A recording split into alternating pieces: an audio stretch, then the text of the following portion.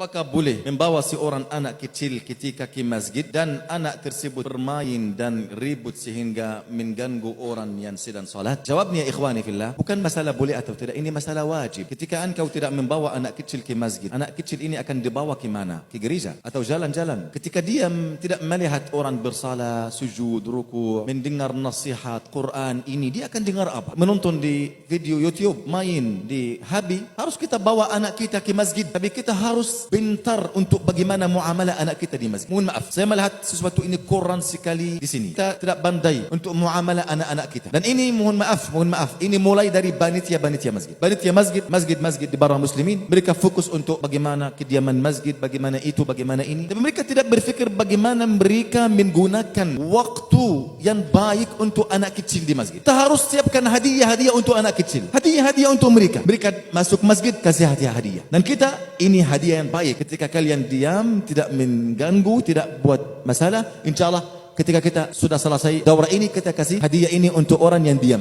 Kita memutafasi mereka untuk ini. Walaupun mereka akan bermain, tidak ada masalah. Apakah anak para sahabat tidak bermain dalam masjid? Main. Bayi kecil di zaman sahabat seperti bayi kecil di zaman ini. Tetapi yang masalah bagaimana kita bermuamalah sama anak-anak kita, ikhwani fillah. Janganlah mengharamkan anak kita dari masuk masjid. Janganlah. Wallahi ya ikhwah, wallahi saya melihat atau saya tahu orang duduk di pintu masjid. Ketika ada anak kecil, dia marah sama dia. Ketika anak kecil lakukan masalah dalam masjid, dia mukul dia. Sampai banyak anak kecil tidak masuk masjid lagi sampai mereka besar. Karena mereka tidak lupa waktu mereka dipukul waktu mereka masih kecil. Kita tanggung jawab terhadap anak kita. Ketika orang tua kurang ilmu, kita harus menajarkan anak tua bagaimana mereka, mohon maaf, menjaga anaknya. Walaupun anaknya ada anak-anak tidak bisa dikontrol, tidak ada masalah, biarkan dia. Dan kita harus terima masalah ini. Terima masalah ini sekarang lebih bagus daripada kita terima dia nanti akan diajar di jalan-jalan dari saudara yang durhaka, dari teman-teman yang durhaka di sekolah atau di jalan-jalan, wal'iyadzubillah. Janganlah engkau hanya merasa